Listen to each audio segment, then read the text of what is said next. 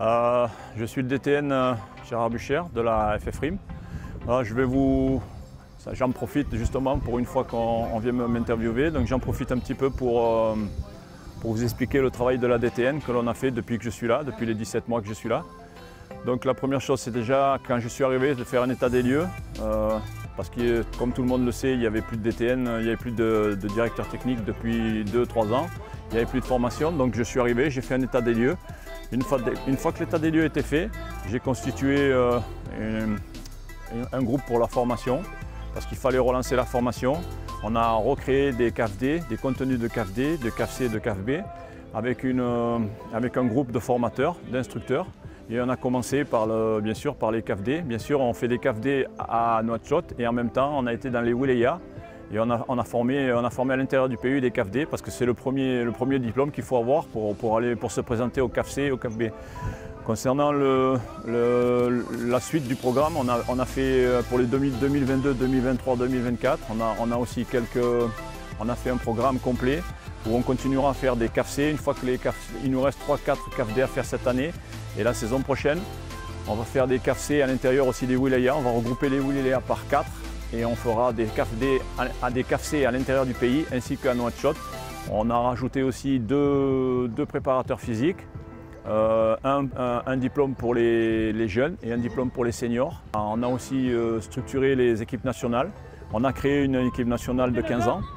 Alors l'équipe nationale de 15 ans, c'est juste régional. Elle va bientôt, j'espère, sortir à l'intérieur de Nouakchott et aller par exemple dans plusieurs wilayas pour faire des confrontations contre des sélections régionales de l'intérieur du pays. Et c'est une sorte de préparation, de brassage pour qu'en U17, on ait déjà fait le brassage en U15 et qu'on n'ait plus qu'à travailler. Donc voilà, concernant les équipes nationales U15, U17, U20, U23, toutes les sélections ont un coach, un adjoint, un entraîneur des gardiens, un kiné, un docteur, donc on a bien structuré, un caméraman. Et on a un programme bien précis où chaque sélection, une semaine sur deux, s'entraîne lundi, mardi, mercredi et quelquefois jeudi.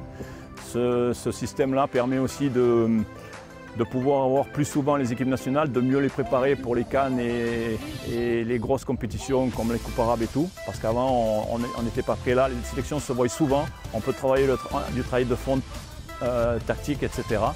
Donc voilà un petit peu le travail de la DTN. C'est assez costaud, mais c'est ce qu'il fallait. Tout ça, bien sûr, avec le comité exécutif et le président qui a donné son feu vert. J'ai présenté mon programme et bien sûr, il l'a accepté.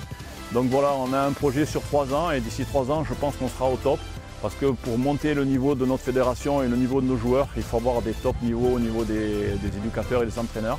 C'est ce qu'on est en train de faire. D'ailleurs, derrière moi, c'est un CAFD féminin qui a débuté lundi. Parce que le football féminin est aussi important. Donc on a aussi 2 équipes nationales, U20 et seniors, dont on s'occupe. Et là, il y a justement un diplôme pour avoir des coachs pour le football féminin. Voilà un petit peu le travail de la DTN, sans compter en plus les visios qu'on a et les rapports qu'on a pour le grassroots. Et la dernière fois, on a fait le Foot for School avec la FIFA. On a beaucoup de rapports, beaucoup de stages. Donc voilà, c'est un programme ambitieux que le président a mis en place, ambitieux mais réalisable. Et je pense qu'il sera très bénéfique pour la FFRIM dans 2-3 ans.